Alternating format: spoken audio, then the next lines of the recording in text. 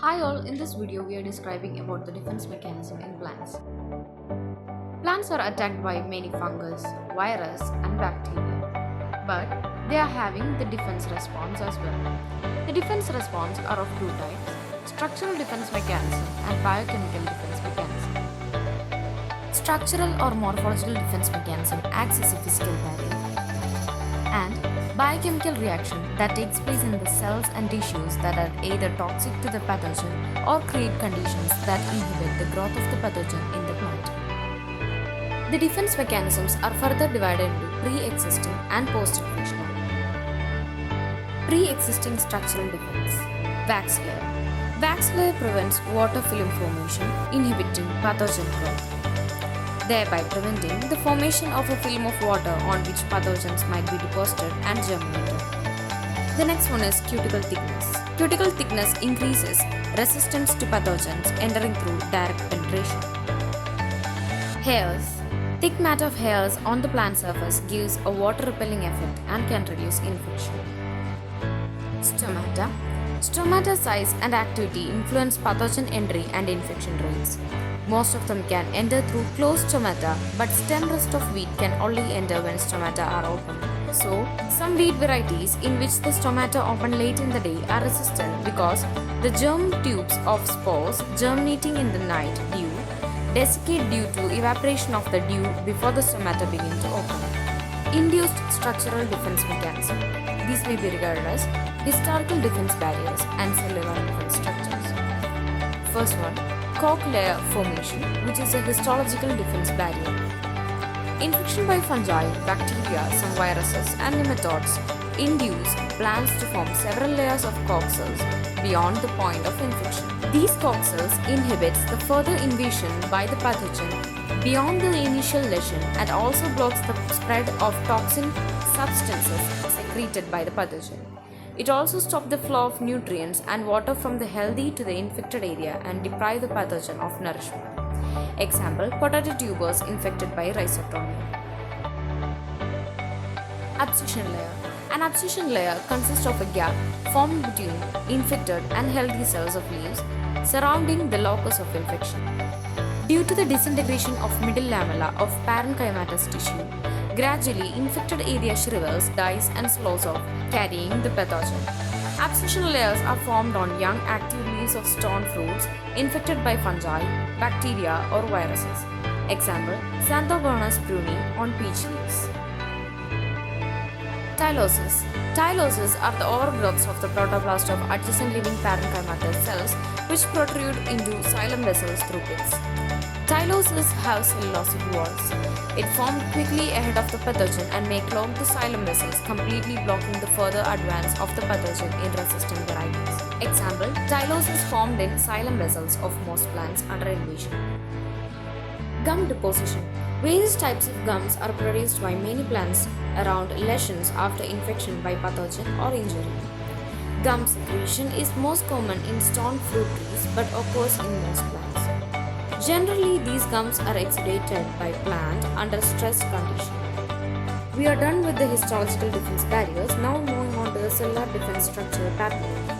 Papillae is the callus deposited on invading hyphae of fungi and prevents further spread of the pathogen. Example, hyphal sheathing observed in flax infected with Fusarium oxysporum. Moving on to the next classification, biochemical defense mechanism. It is also further divided into pre-existing and induced chemical defense. In pre-existing, there are two types, inhibitors and phenols. In induced, hypersensitive response and production of antimicrobial substances are included. Although structural characteristics may provide a plant with various degree of defense against attacking pathogens, it is clear that the resistance of a plant against pathogen attack depends not so much on its structural barriers as on the substances provided in its cell before or after infection. Before infection or penetration of pathogens, hosts release some chemicals to defend themselves. Inhibitors released by the plant in its environment. Plant exude a variety of substances through the surface of their aboveground parts as well as through the surface of their roots. Inhibitory substances directly affect microorganisms or encourage certain groups to dominate the environment, which may act as antagonist pathogens. Example: root exudates of marigold contain alpha-terphenyl, which is inhibitory to nematodes. In Cicer ariadnum, that is chickpea, the Ascochyta blight-resistant varieties have more glandular hairs which have malic acid, which inhibit spore germination. Inhibitors present in plant cells before infection. It is becoming increasingly apparent that some plants are resistant to disease caused by certain pathogens of an inhibitory compound present in the cell before infection. It's stored in vacuoles of plant cells, like phenolics present in onion, and tannins and some fatty acid-like compounds such as dienes, which are present in high concentrations in cells of young fruits, leaves, or seeds. These compounds are potent inhibitors of many hydrolytic enzymes. Lactates. They are proteins, bind specifically to certain sugars and occur in large concentrations in many types of seeds, cause lysis and growth inhibition of many fungi. Hydrolytic enzymes. Glucanases and chitinases enzymes. It may cause breakdown of pathogen cell wall. Induced chemical mechanism. Phytoalexins. These are the fungistatic compounds produced by plants in response to injury or infection. Phytoalexins are toxic antimicrobial substances. It is produced in appreciable amounts in plants only after stimulation by phytopathogenic microorganisms or by chemical or mechanical injury. Phytoalexins are not produced during compatible reaction. Hypersensitive response or HR.